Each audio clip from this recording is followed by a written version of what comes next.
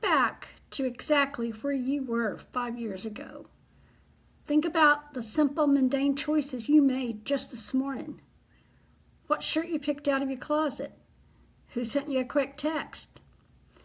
How you spent $20 of your own money? Now imagine these choices slowly, quietly, slipping entirely out of your hands. Not all cages are built out of iron bars. Some are woven out of whispers.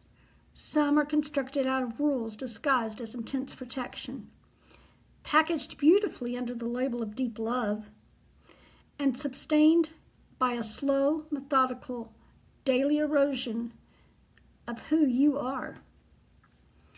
Welcome to the premiere episode of A Little Bit Mental. I'm your host, Betty. Today we're pulling back the heavy curtain on one of the most devastating, insidious, and deeply misunderstood realities in modern mental health. It's called coercive control. For decades, society operated under a profoundly flawed definition of domestic harm. We looked for physical evidence. We looked for the split lip, the bruised arm, the smashed drywall. If there was no physical violence, the outside world assumed the relationship was simply passionate, volatile, or difficult.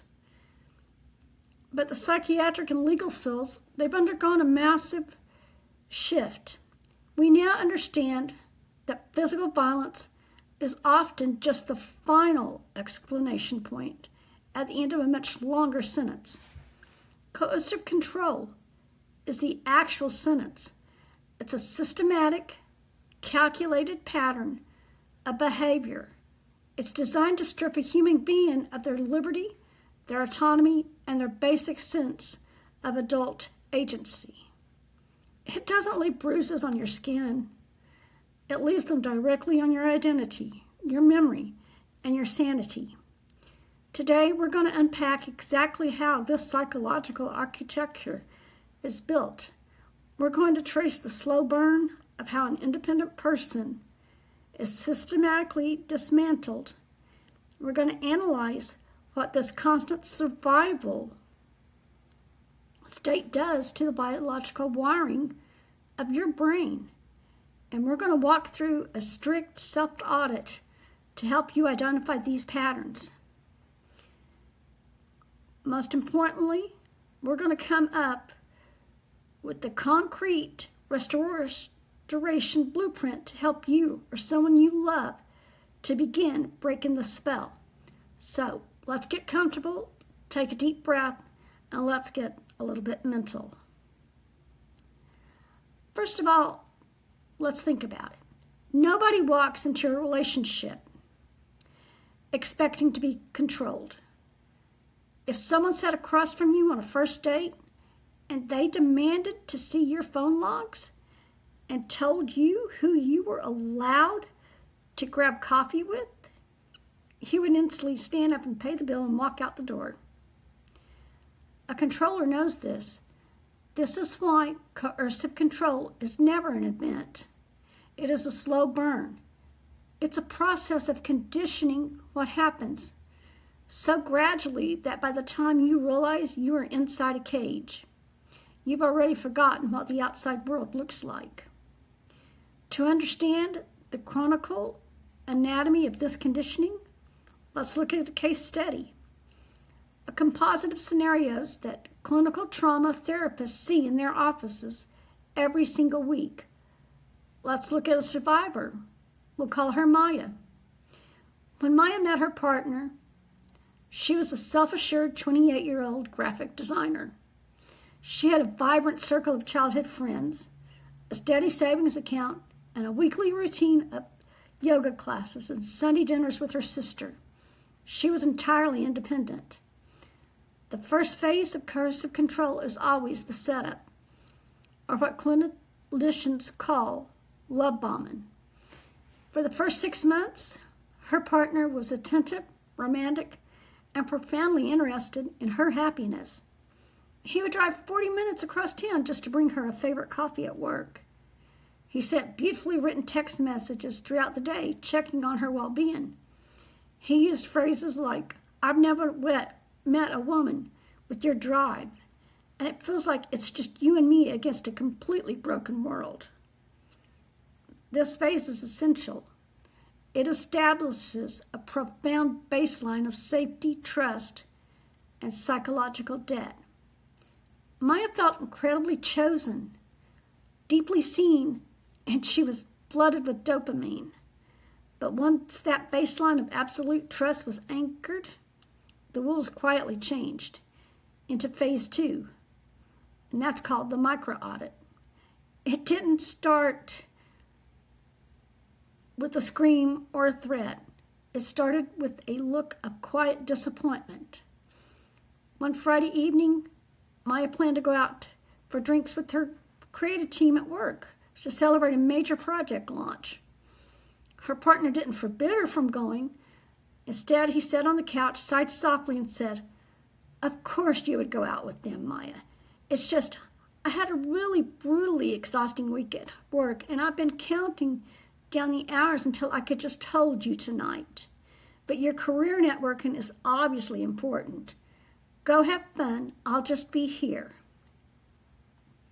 Look closely at the chess move being played here. He didn't use authority. He used vulnerability as a weapon. He framed her independent joy as an active, painful injury to his emotional well-being. Because Maya is an empathetic, caring person, her brain experienced an immediate flash of guilt. She chose his comfort over her network. She stayed home, and in that exact moment, a micro-boundary was successfully crossed. The controller learned that guilt was the master key to move in Maya's boundaries. Over the next year, phase 3 locked in. It's called the isolation funnel. The critiques of Maya's world became a permanent background hum, but they were always wrapped in the language of protective concern. When her sister called, her partner would drop comments afterward like, "Your sister is so deeply cynical, Maya. Notice how she always downplays your achievements? I just hate seeing her drain your beautiful energy." When she went to yoga, he would comment on the cost.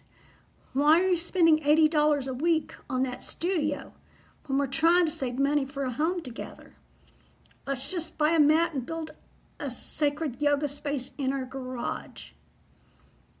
Line by line, relationship by relationship, Maya's world was put through a rigorous audit.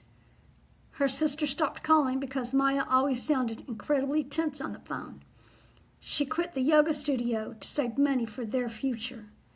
She stopped attending happy hours because the ensuing passive-aggressive silence at home wasn't worth the trouble.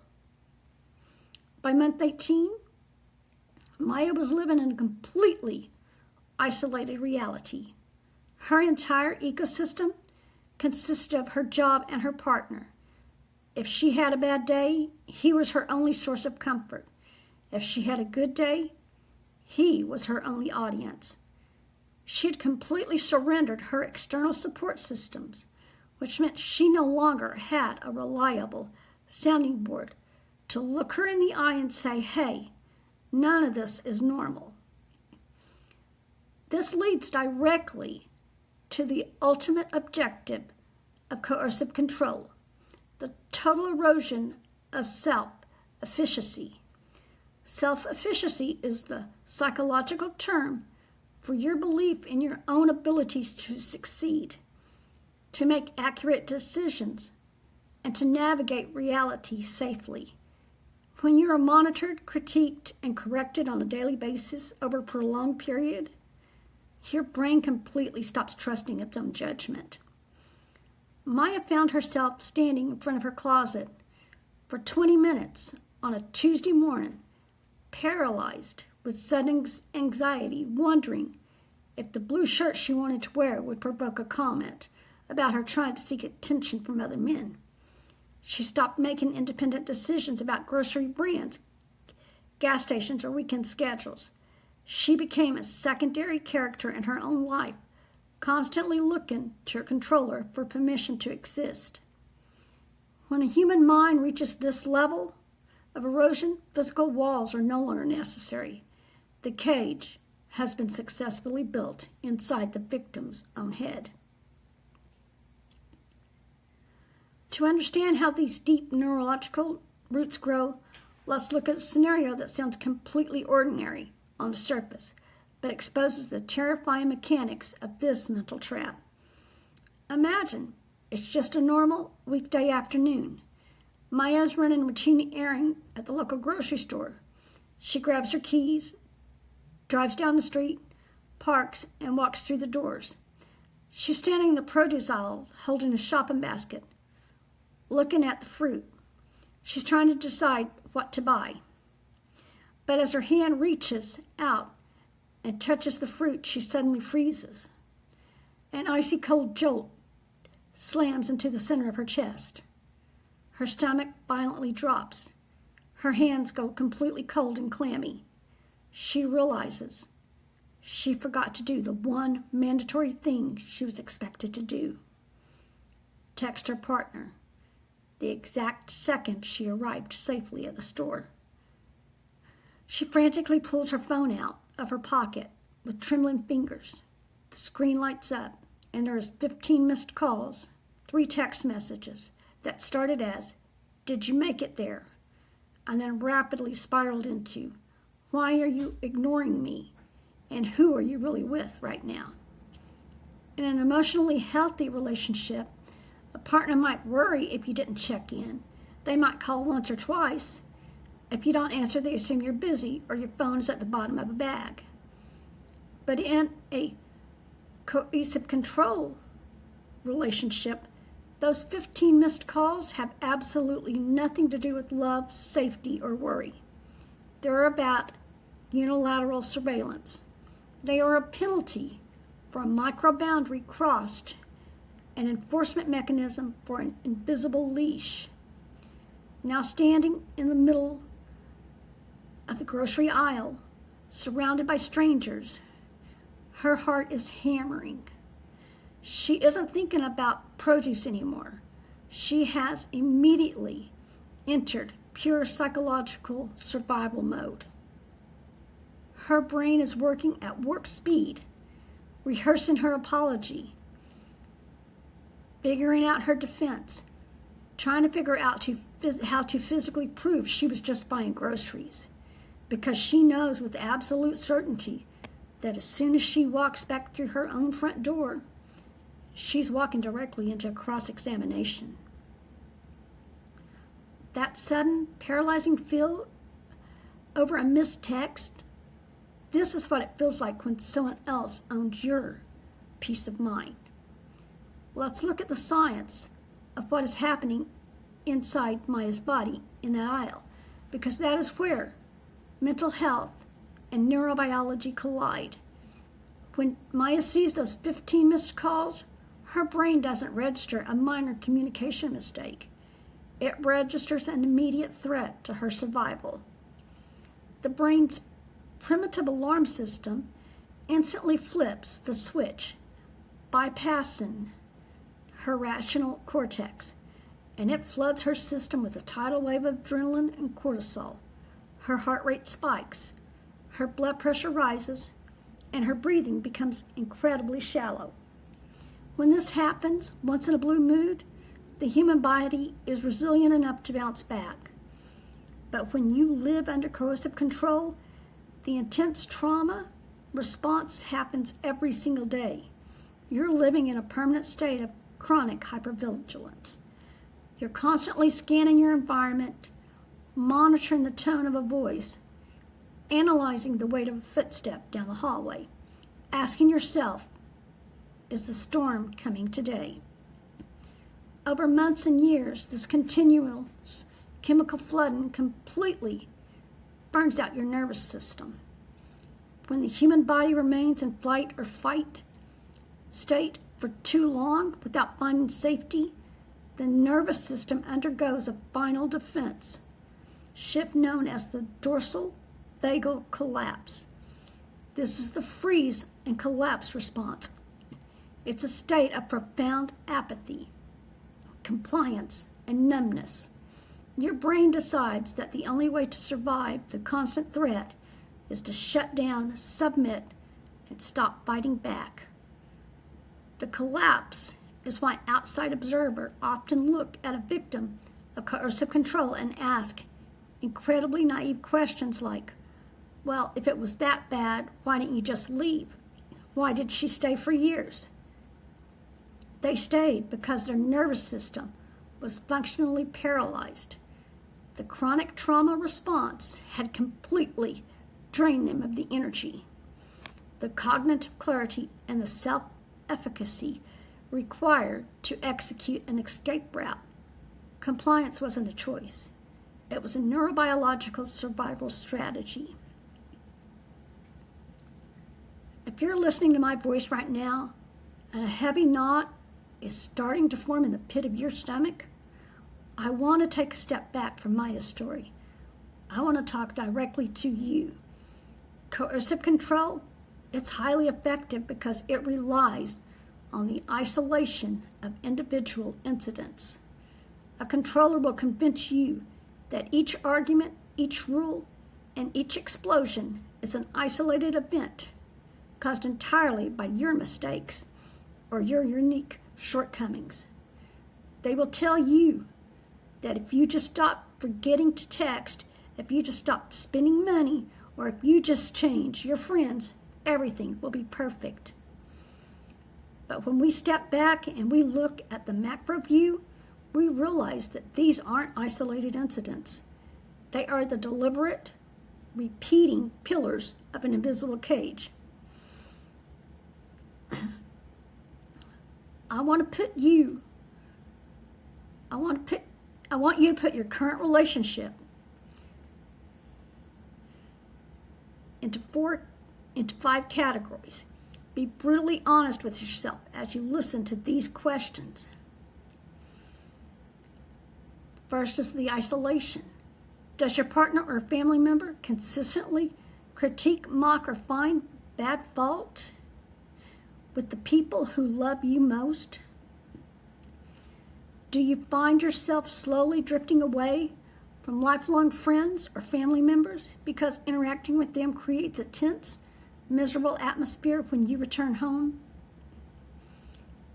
Have you stopped participating in hobbies, classes, or social groups that once brought you immense joy simply to keep the peace? Number 2, the surveillance audit. Does someone demand access to your phone, passwords, your social media accounts, your email, under the emotional blackmail of, if you have nothing to hide, you shouldn't care? Do they use location tracking apps or smart home devices to monitor your movements, demanding immediate explanations if you spend an extra 10 minutes at a store or gas station? Do you feel a sense of intense dread if your phone battery dies or if you are in a location with no cell service? Number 3, the financial audit. Is your access to money strictly monitored, restricted, or entirely dependent on someone else's permission, even if you are the primary earner or contribute equally to the household? Are you required to show physical receipts, log minor purchases, or defend spending money on basic necessities like clothing, medication, or food? Do you have a bank account or a stash of money that belongs exclusively to you? Or has your independent financial footprint been entirely erased? When you attempt to bring up a valid boundary or express hurt about something they did, does the conversation consistently twist until you end up apologizing for the way you brought it up? Do they frequently look you in the eye and deny events occurred, using phrases like, I never said that, you're making things up, or your memory is completely warped? Have you started writing down conversations or keeping secret logs of events immediately after they happen, just to prove to yourself that you aren't actually losing your mind? Number 5, the daily regulation audit. Are there strict unspoken rules in your home regarding how you clean, how you prepare food, what you wear, or how you manage your body? Does their mood entirely dictate the climate of the household, causing everyone in the home to tread lightly and walk on eggshells to avoid an explosion? Do you feel like the goalposts are constantly moving? That the moment you finally satisfy one of the demands, a brand new rule is immediately created to replace it? If you listened to those 5 audits and found yourself whispering yes to more than one of them, I want you to take a deep breath. Look at me and listen closely. You are not crazy. You are not overly sensitive, and you are not to blame. You have been placed inside a highly sophisticated system of psychological containment. The confusion, the self-doubt, and the exhaustion you are feeling right now are not reflections of your weakness. They are the exact predictable mental responses to living inside an invisible cage. Recognizing the structure of the cage is the mandatory first step towards breaking the spell. So, how do we begin to step out of the cage? When your self-efficacy has been eroded and your nervous system is trapped in a freeze response, the ideal of completely upending your life, packing your bags, or leaving, it can feel overwhelming. It can cause you to freeze even further. So let's strip away the overwhelm. Reclaim your sovereignty is not a single, massive, terrifying leap. It's a sequence of small, quiet, highly calculated acts of independence.